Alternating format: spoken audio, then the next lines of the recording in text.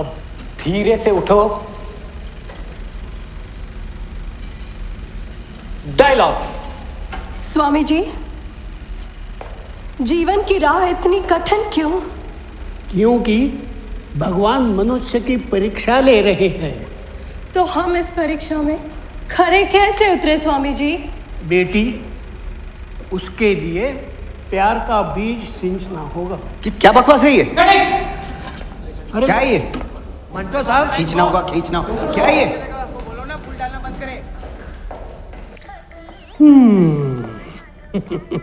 उतारो उतारो। मेरी लाइनें क्यों बदल दी? आ गए आप लाहौर से? सुना है वहां कोर्ट ने तुम्हें बाइज्जत बरी कर दिया। जल्दी से उतारो, बड़ा चैलेंजिंग रोल है। मंटो साहब, भाई आपका यही गुड लक तो इस फिल्म को सुपरहिट बनाएगा। हाँ? चाय में पीजिएगा? 2800 रुपया। अब इतने तो मैं नहीं दे पाऊंगा। 1800 पे फैसला करते हो तो बोलो। हाँ ठीक है, जो भी है दो, बाकी अगले हफ्ते। मंडे के बाद कभी भी वो चेक डिपॉजिट कर लेना। क्या मतलब? पैसे मुझे अभी चाहिए, इसी वक्त। ओहो, फिर तो 1200 रुपए दे पाऊंगा। क्या बकवास है ये? आफ्ताब भाई, ये साली नमकीन जरूर है लेकिन गोरी फाइनल करो।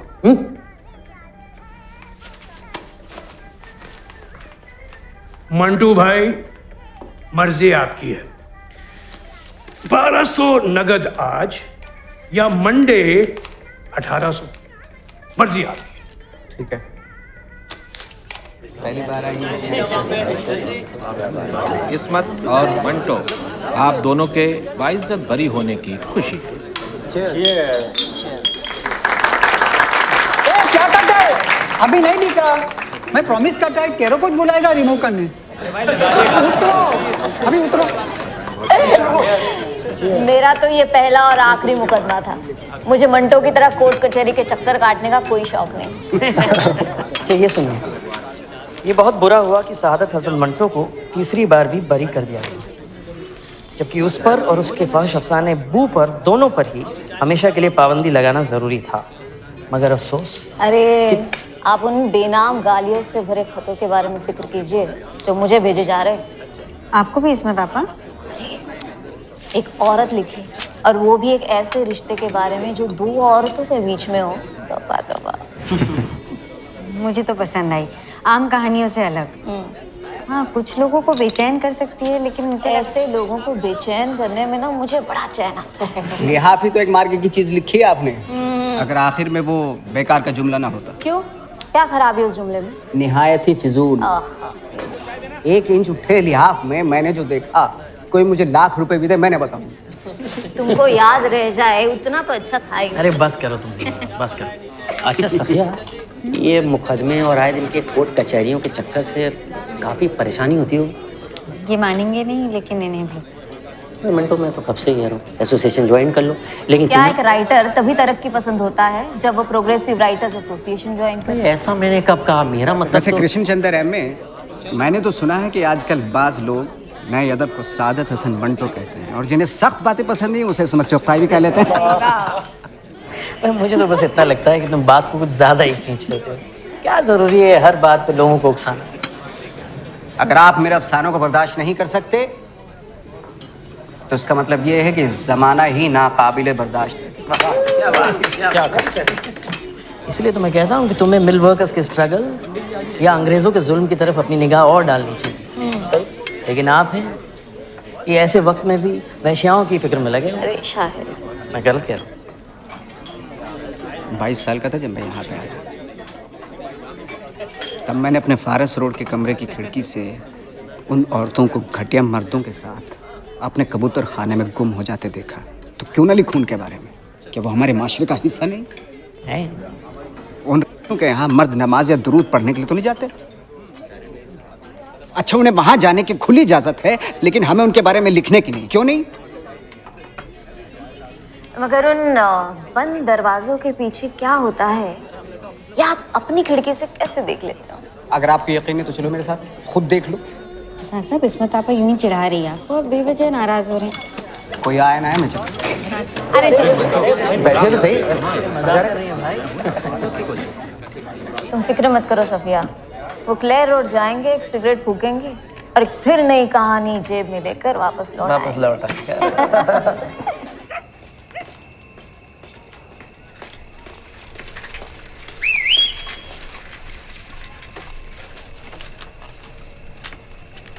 ए, तू ऊपर आता है कि मैं नीचे आऊं?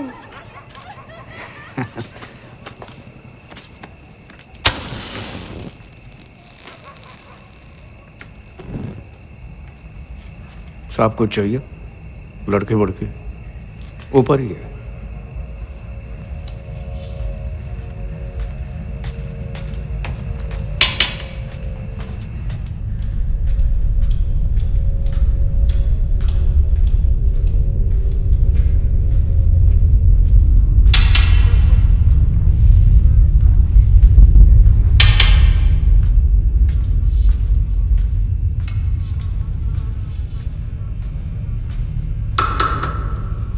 उठ, एक सेट को लाया, उठ।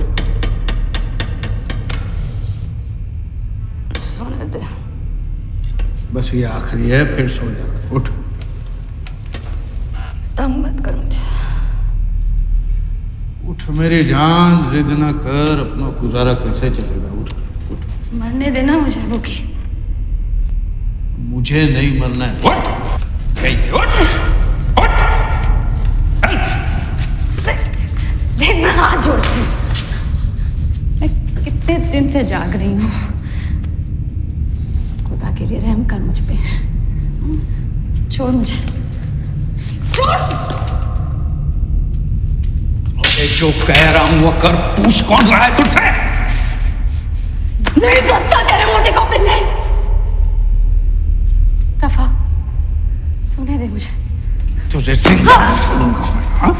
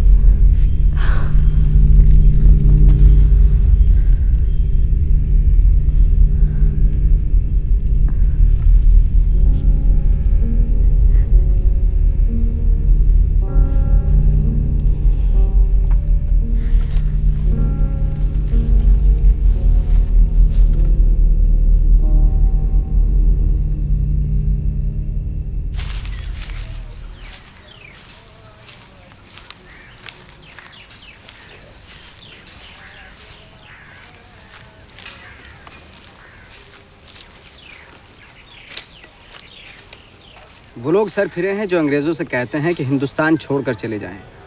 अंग्रेज़ों के अहद में ही तो हमें तरक्की नसीब हुई। पहले तो मुर्दे यूं ही गाड़ दिए जाते थे, लेकिन आजकल हर कब्र पर नंबर लगा दिए गए हैं ताकि पहचानने में आसानी हो। इन्हें आप अपनी नोटबुक में भी दर्ज कर सकते हैं, जैसे जूते का नंबर 5, टेलीफोन का नंबर 4445-7, बीमा पॉलिसी 225689, वालदा के कब्र का नंबर 4817। लो।